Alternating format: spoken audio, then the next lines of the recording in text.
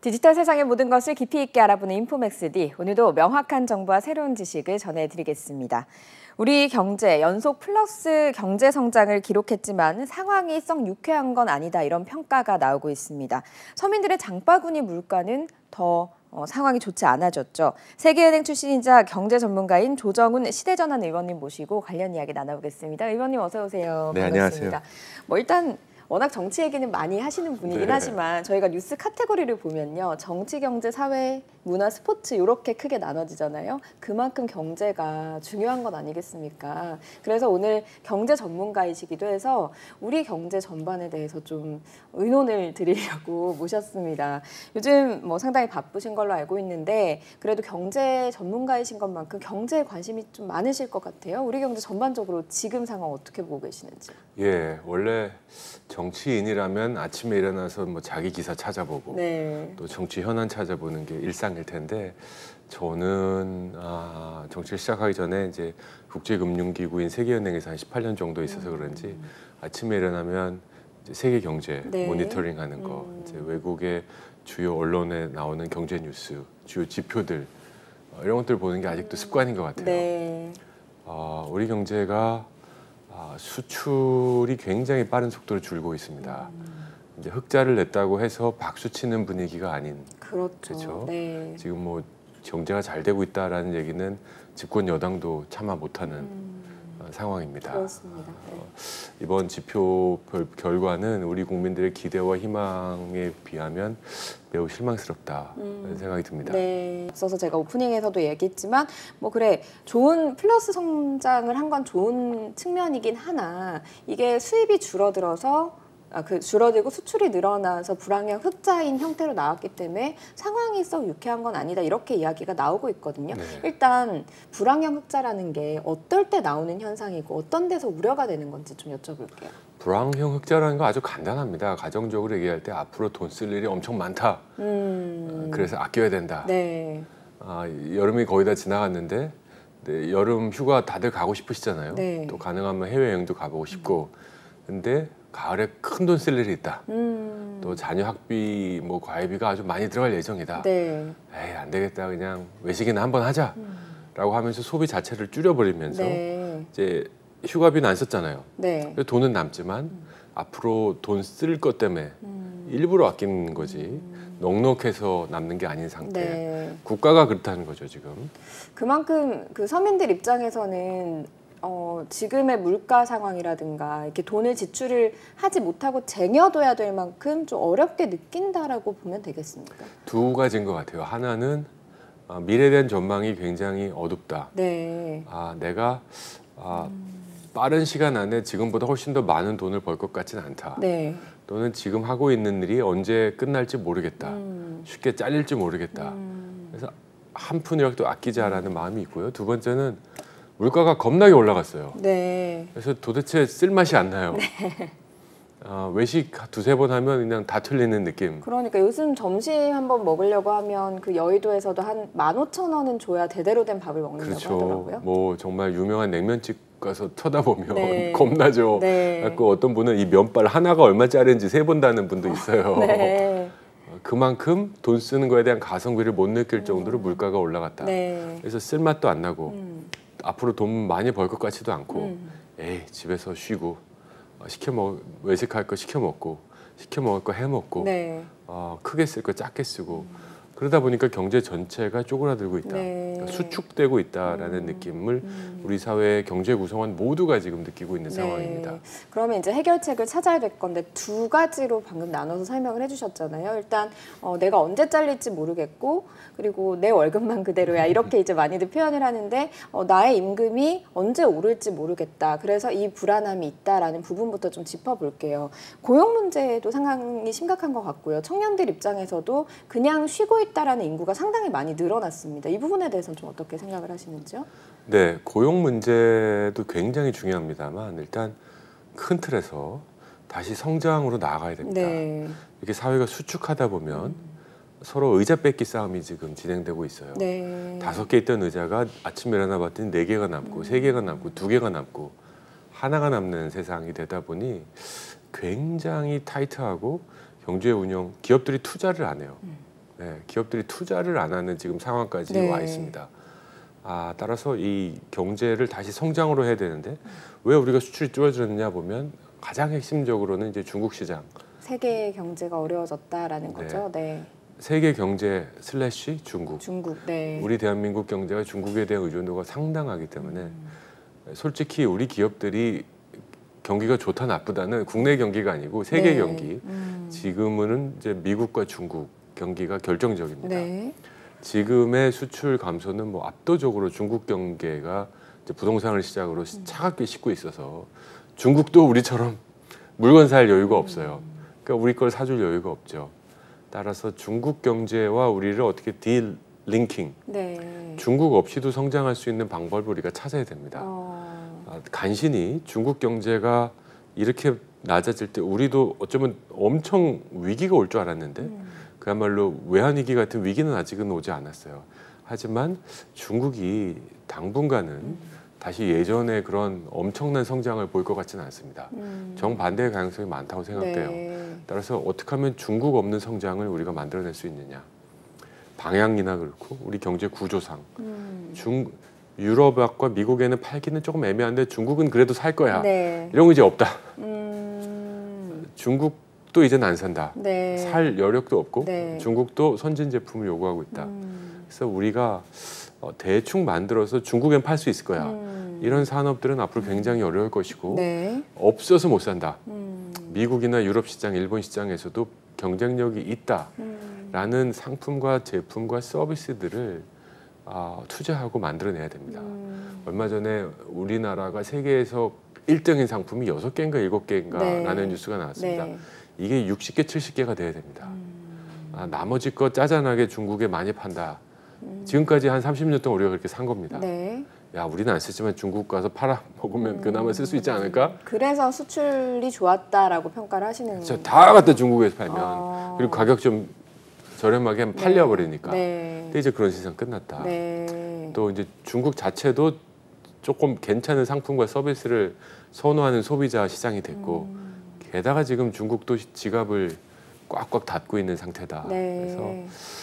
그래서 이제 중저가 상품이 아닌 혁신, 야 이런 거 본 적이 없는데 하는 그런 혁신 경제로 나가야 되는데 그러기 위해서는 우리 경제 구조가 굉장히 바뀌어야 되고 또 여기서 이제 노동 문제가 나옵니다. 네.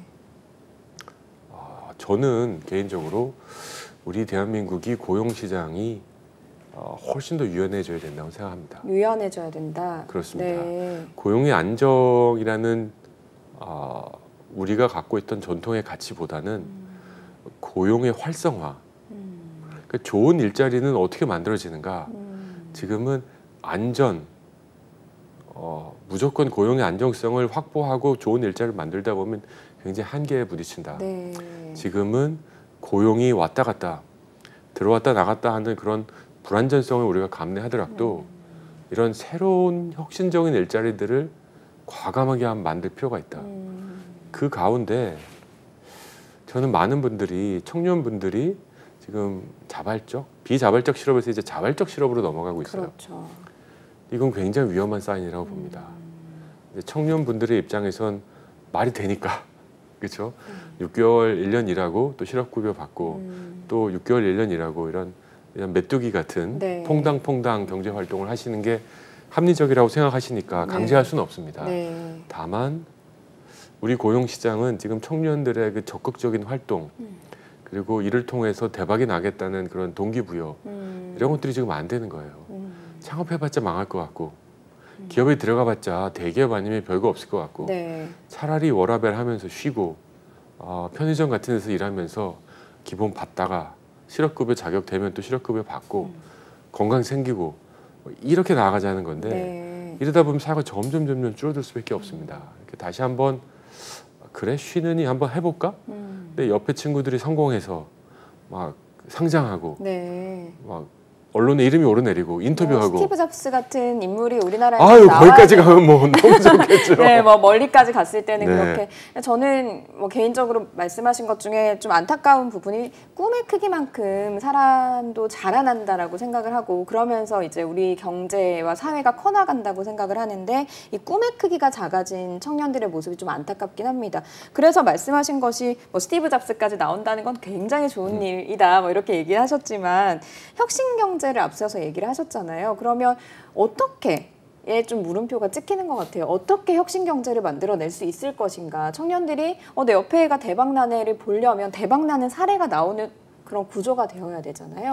예, 박근혜 정부였던가요? 창조혁신센터 뭐 이런 거 만든 적이 있습니다. 그 대학마다 창업하는 분들 지원하는 지원센터 만들었습니다. 네.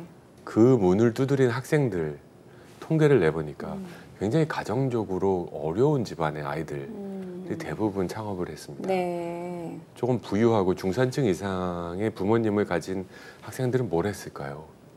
고시 봤어요.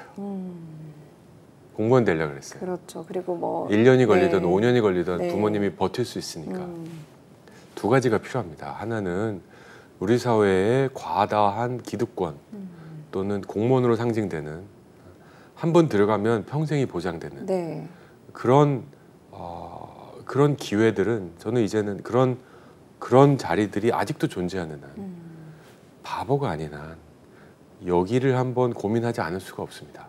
그렇죠. 조금 네. 더 해서 공무원이라는 또는 안정된 직장이라는 그 시스템 안에 공기업이라는 들어가 버리고 나면 뭐 스티브 잡스까지는 바라지만 않는다면 지금 인생 별로 나쁠 것 같지 않고 폭망할 가능성 없고 네. 안정된 연금이 있다. 네. 이 채널이 존재하는 한 창업은 제2의 선택이 될 수밖에 없어요. 따라서 저는 이 공무원 필요합니다. 누가 공무원을 없애자고 하진 않습니다. 하지만 여기서 갖고 오는 그런 급부보다 창업하고 도전하고 여기서 얻는 것이 압도적으로 커야 됩니다.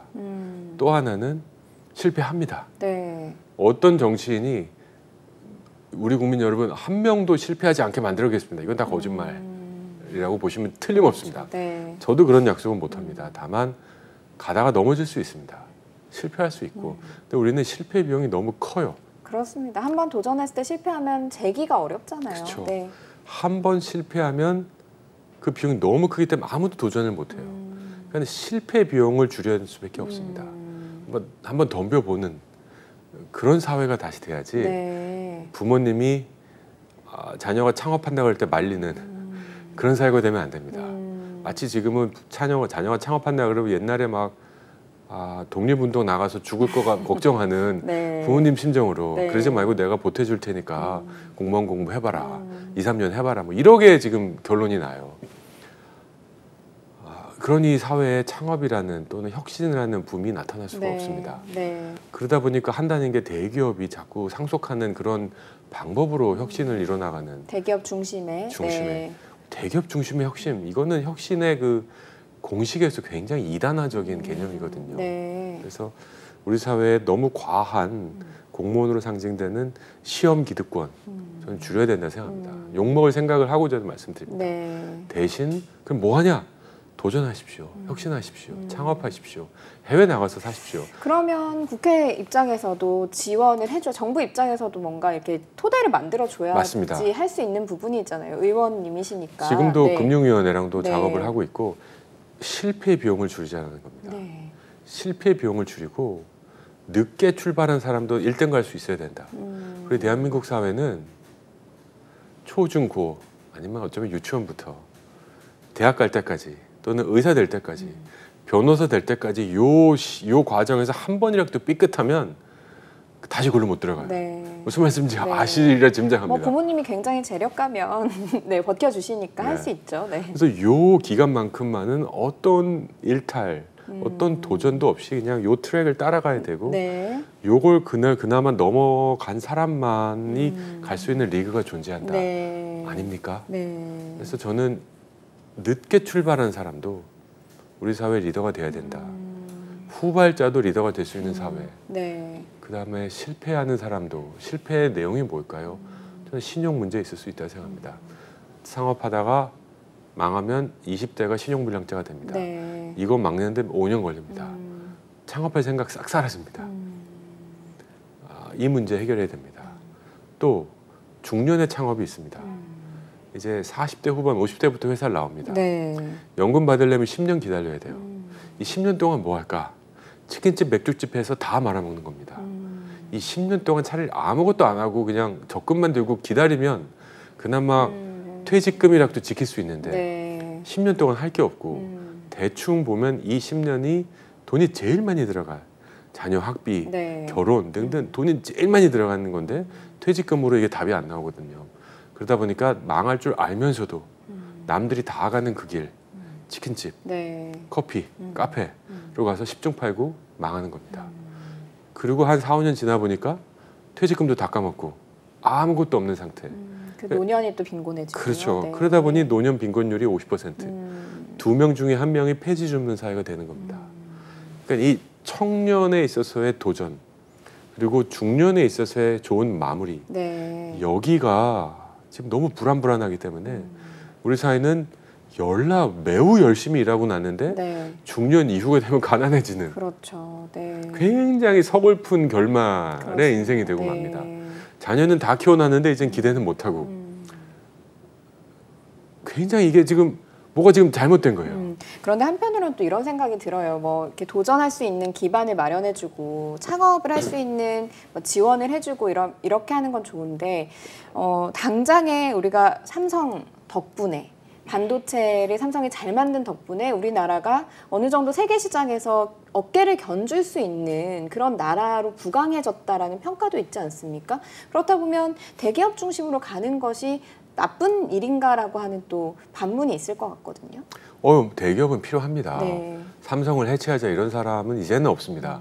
소위 진보 정치하는 사람도 삼성 해체론까지는 가지 않습니다. 네. 다만 대한민국의 기업이 10개만 존재한다 이럴 수는 없는 거고 대기업도 잘하는 거에 집중할 필요는 있습니다. 네. 삼성이 아무리 글로벌 기업이라고 해도 내일 갑자기 발표를 해서 우리가 떡볶이 시장도 진출하겠다. 이래버리고 피자 시장도 우리가 전 세계 1등이 돼버리겠다. 네. 이래버리면 이게 분산이 돼서 안 됩니다. 그러니까 대기업은 대기업이 할 수 있는 게 있고요. 하지만 대기업이란 건 몸집이 큰 항공모함입니다. 이 항공모함은 정박도 아무데나 못하고 또 속도도 함부로 안 나고 또 오른쪽 왼쪽 방향 트는 것도 쉽지 않습니다. 지금의 혁신은 민첩해야 돼요. 네. 뭐가 있다. 아침에 뉴스를 딱 보고 저거 돈 되겠는데? 그럼 바로 창업해서 해봐야 됩니다. 네. 근데 이제 대기업을 하려면 이제 이사회 열고 투자하고 복잡하거든요. 그렇죠. 그래서 저는 민첩한 전사들, 그분들이 창업해서 소위 엑시트라 그러죠. 대기업에 파는 것도 저는 나쁘지 않다 생각합니다. 네. 하지만 이런 1차 우리 병원으로 비유해 보면 유명 대학병원들 많이 의료 체계 전부는 아니잖아요. 네. 동네에 있는 의원급들이 단단하게 버텨줘야 안 그러면 우리 세브란스 가는데 한 1년 기다릴걸요. 그렇죠. 그래서 지금 지금도 1급 그런 과들이 일부 있고요. 그렇죠. 네. 그래서 1급, 2급, 3급 병원이라는 게 있는 거고. 근데 우리 경제는 모두 다 종합병원 되고 싶어 하는 것 같아요.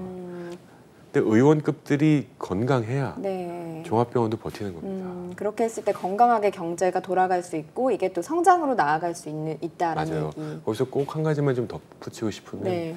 근데 의원급에서 일하는 의사라고 무시하지 않습니다. 근데 우리는 창업하는 사람은 현재 공무원보다 좀 못한 것 같아요. 대기업 배지 달고 다니는 친구보다 좀 못한 것 같아요. 네. 울산에 가보면 정규직 회사에 다니는 분들은 자랑스럽게 회사 잠바를 입고 다닌대요. 비정규직 하청업체 분들은 업무 끝나자마자 잠바를 벗어요. 이건 네. 잘못된 거예요. 네, 그런 시선들이 있는 것 그렇죠. 자체. 이런 것들이 이 고용의 계급이 되는 거고 고용의 신분이 되는 거예요. 이건 막아야 됩니다. 네. 저는 플랫폼 경제 앞으로 우리 사회 대세가 될 거라고 생각합니다. 저는 비정규직의 정규직화 약속드릴 수도 없고 자신할 수도 없고 바람직하지도 않다 생각합니다. 대한민국에서 사업 한 번 이력돼 본 사람은 비정규직 없이 이런 고용의 해고와 고용이 굉장히 경직된 사회에서 반드시 필요하다는 거 압니다. 네. 저는 그것보다는 플랫폼 노동하시는 분들, 택배 기사, 대리 운전하시는 분들이 여기는 인생 막장이 하는 데야 라는 게 아니라 떳떳하고 내 선택이야. 안전하고 돈도 웬만큼 벌어서 네. 자신 있게 내 직업은 이거야. 라고 할 수 있는 사회가 좋은 사회가 생각하고 노동운동도 이렇게 가야 된다 생각해요. 네. 결국에는 플랫폼 노동을 하시는 분들에게도 어떤 이제 장치를 마련을 해주고 그렇게 됐을 때 기업에도 이익이 될 수 있는 그런 방향으로 나아가야 된다. 그렇죠. 네. 제가 18년 동안 있었던 세계은행은 정규직 한 30-40%, 비정규직이 60%였습니다. 네. 저는 비정규직을 시작했다 정규직이 됐습니다. 똑같은 일을 하면요. 비정규직에게 30% 급여를 더 줍니다. 우리는 반대잖아요. 네. 똑같은 일을 하면 정규직이 돈을 더 받아요. 그렇죠. 그러니까 네. 이게 신분이 되죠. 근데 생각해 보시면 비정규직은 고용의 불안전성을 감내하는 사람들이에요. 부르면 오고 필요 없으면 일 없고 네. 그런 불안전성이 있기 때문에 오히려 더 프리미엄을 줍니다. 네. 이게 맞다고 생각해요. 그래서 오히려 비정규직의 단가가 더 비싸져야 됩니다. 그런 구조가 되면요. 고용하는 사람들이 굳이 비정규직 쓸 이유가 없어요. 차라리 정규직으로 그냥 안전하게 가자라는 동기부여도 되고 노동자 입장에서 정규직, 비정규직은 신분의 문제, 능력의 문제가 아니라 나의 인생, 라이프 스타일의 문제가 네. 돼버리고 네. 자연스러운 거죠. 네. 그렇게 가야 된다고 저는 확신합니다. 네. 앞서서 말씀하신 것 중에 고용과 그리고 물가 이야기를 하셨는데 그렇다면 지금 물가 상당히 많이 올랐는데 이 물가를 잡는 방법이 있을까요? 혹은 서민들을 조금 속 시원하게 해줄 수 있는 해결책이 있을까요? 물가가 올라간 이유는 코로나로 인해서 돈이 너무 많이 풀렸습니다. 네. 돈이 너무 많이 풀리다 보니까 한 장으로 살 게 두 장으로 사야 되고 1,000원으로 살 걸 5,000원을 사는 세상이 됐습니다. 돈을 굉장히 빨아들이지 않는 한 물가가 내려가기는 어려울 겁니다. 네.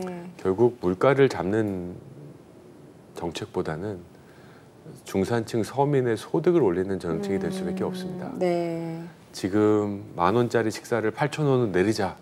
이건 매우 어색하고 네. 비현실적인 그야말로 박정희 전두환 정권 시절에 짜장면 가격 통제하는 정도의 강제가 없다면 이건 불가능합니다. 네. 뭐 10,000원 하던 식당을 5,000원으로 바꾸자. 이건 또 정부가 보조금을 줘서 식당 가격을 내리자. 이건 이제 그런 수준의 정치는 끝났습니다. 중산층의 소득을 어떻게 올릴까? 이게 지금 중요한데요. 네.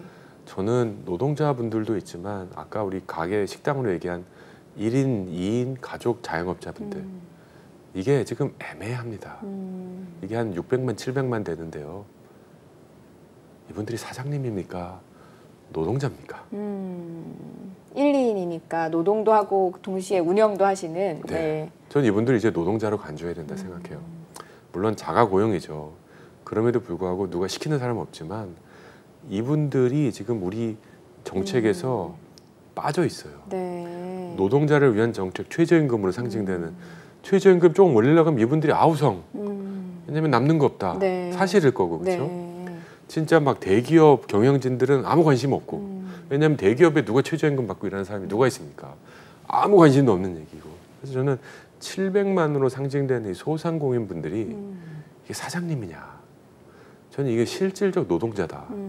라고 해서 이분들을 어떻게든지 살리는 정책이 경제 정책의 핵심이 돼야 됩니다. 네. 최저임금이 경제 정책의 핵심이 되면 안 됩니다. 왜 이렇게 최저임금이 시끄러운가? 제가 경제 정책을 오래 했잖아요. 네.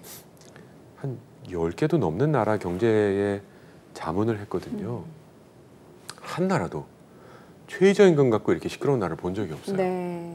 최저임금 정책은 그냥 아무도 관심 없는 정책이었어요. 근데 왜 우리나라는 최저임금 정책으로 이렇게 들썩일까? 네. 공무원들도 최저임금 정책에 관심 많습니다. 왜냐하면 자기의 공무원 임금이 여기에 연동되고 왜냐면요. 우리나라 노동자 중에 최저임금 받는 비율이 너무 높아요. 어쩌면 OECD에서 가장 높은 걸로 알고 있습니다. 네. 그러니까 이게 최저임금이 아니라 표준임금 뭐 이렇게 돼버리는 거예요. 근데 이거를 지금 빨리 끊어야 됩니다. 네. 앞서서 말씀하신 거랑 좀 결이 통하는 부분이 있네요. 그렇죠. 네. 최저임금을 최저임금을 올리는 게 아니라 최저임금밖에 못 받는 노동자의 비율을 줄여야 됩니다. 그래서 최저임금이라는 정책이 한 20-30년 뒤에 10년 뒤에 와 옛날에 왜 이렇게 최저임금 갖고 난리 법석을 했지? 네. 그건 진짜 복지 정책 아니야. 근데 지금 이거 주요 경제 정책이 돼버렸어요. 네. 이 상황을 극복하지 않는 한 50원, 100원 올리는 이 문제 갖고 안 됩니다. 네, 알겠습니다. 그리고 최근에 이제 법안 내신 것 중에 외국인 가사도우미 법안을 내셨습니다. 그런데 사실 출산율 뭐 여성 한 명당 0.7명 거의 안 낳는 여성도 있다라고 봐야 되고 방금 말씀하신 모든 경제 정책, 고용과 청년들이 도전 아이들 없으면 무슨 소용이 있겠습니까? 사실은 사회가 돌아가지 않을 거고요. 그런 이제 측면에서 외국인 가사도우미 법안을 내신 걸로 알고 있는데 이게 어떤 측면에서 장점이 있다. 또 어떤 측면에서 내셨다라고 저희가 좀 보면 되겠습니까? 네, 이게 마치 무슨 건강 보조제 광고 같아요. 네. 이게 한번 해보면 너무 좋은데 말은 못한다. 네. 뭐 이런 느낌이에요. 네. 저는 이제 해외 생활하면서 가사 도움을 받고 두 딸을 키워서 네. 안 그럼 제 아내가 경력 단절이었을 거예요. 1년에 경력 단절하는 여성의 숫자가 140만 명입니다. 네. 140만 명. 올해 태어나는 아이의 숫자가 25만 명 이하입니다. 5년치, 6년치 출생한 전원이 네. 경력 단절을 하는 현실입니다. 네. 이 140만 명을 저는 윤석열 정부한테 제안했어요. 이거를 5년 내에 14만 명으로 줄이면 출산율 무조건 올라간다. 왜냐하면 경력 단절이란 건 왜 경력을 단절하냐? 가사와 육아 부담이 압도적 1등입니다. 그러니까 결혼하시고 아이 하나 낳은 분들이 경력 단절하는 거지 네. 미혼인 분들이 집에 있고 싶다 경력 단절할 경우는 없습니다. 그래서 이분들은 원래 인간이란 게 자연적으로 하나 낳으면 얼마나 이뻐요. 네. 그러면 이제 좀 키우다가 둘째 낳을까 이러는 거거든요. 그러다가 이제 살까 스쳐가지고 셋째도 낳고 이러는 건데 우리는 하나 낳으면 도저히 안 되겠다 이러거든요. 그래서 이 140만 명의 경력 단절을 줄이는데 가장 중요한 게 육아와 가사 부담을 줄이는 거다. 고용휴직 해야죠. 근데 5인 미만 사업장에 고용휴직 보장하라 이건 문 닫으라는 현실이에요. 솔직히 얘기하면. 그것도 노력해야 되겠지만 네. 당장 우리가 쓸 수 있는 건 육아와 가사 부담을 압도적으로 줄일 수 있는 방법을 찾자. 그리고 그 비용을 감당할 수 있을 정도로 줄이자. 그게 가사 도우미. 네. 외국인 가사 도우미. 한 100만 원 안팎에. 이 정도만 우리가 대중화시킬 수 있으면 가사 도우미의 방점이 찍히는 거군요. 우리가 이제 외국인 도우미라고 하면 이모님, 시터 이모님 쓰듯이 이제 아기를 돌봐주고 이런 쪽이 아니라 나의 가사를 좀 분담해주는 맞습니다. 육아가 아니라 네. 그쪽에 좀 방점을 찝은 법안이다. 이렇게 좀 보면 맞습니다. 되겠군요. 뭐 어떤 분이 그러시더라고요. 자식은 부모가 키우고 안 되면 할머니 할아버지 키우는 게 제일 좋다. 네. 당연히 동의합니다. 네. 한번 보세요. 할머니 오셔가지고 뭐 하시는지. 한 두세 시간은 청소 빨래 그다음에 자녀 침대방 다 치워줍니다. 그렇죠. 자식을 위한. 네. 네. 그동안 아이는 뭐 합니까? 유튜브 봅니다. 무슨 이게 네. 육아입니까? 네. 그래서 할머니가 봐주시더라도 가사 도우미가 와서 빨래 설거지만 해주셔도 할머니는 아이들하고 정말 좋은 시간 한글을 가르쳐주고 네. 뭐 노래를 가르쳐주고 이런 진짜 할머니 할아버지가 하고 싶은 거를 하게 해줄 수가 있다. 네. 그리고 이 비용이 지금 현재 시장 가격은 280만 원, 380만 원 가면 중산층 30대 여성 중위임금이 270만 원인데 저 월급 다 써야죠. 네. 이건 말이 안 되잖아요. 네. 그래서 제가 반대하시는 분들한테 이 자리를 빌어서 한번 부탁드리고 싶은 게 마음이 불편하시면 안 쓰시면 됩니다. 근데 옆집에서 가사 도우미 외국인 쓴다고 욕하지 말아 주십시오. 네. 그러다 보면 우리 이거 효과가 있을 거다. 전 확신합니다. 예, 알겠습니다. 오늘 의원님 뵈면서 좀 든 생각이 굉장히 직관적이라는 느낌을 받았습니다. 표현도 그러시고 네. 또 이 경제 전반에 대해서 짚어주시는 것도 결국에는 좀 피부에 맞닿는 이야기들을 해주신 것 같아서 좀 활동 열심히 하셔서 네, 법안 고맙습니다. 네, 많이 좀 통과시켜 주시고 그래서 좀 우리들의 삶에 딱 와닿는 그런 정치를 좀 해주셨으면 좋겠다라는 바람을 전하면서 오늘 말씀 여기까지 듣겠습니다. 고맙습니다. 감사합니다.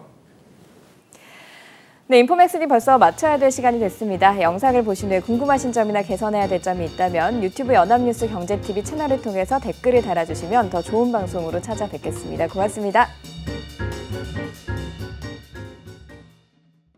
안녕하세요. 인포맥스D 아나운서 강래원입니다. 더 많은 실시간 경제 뉴스와 경제 정보를 알고 싶으시다면 오른쪽 구독 버튼을 눌러주세요.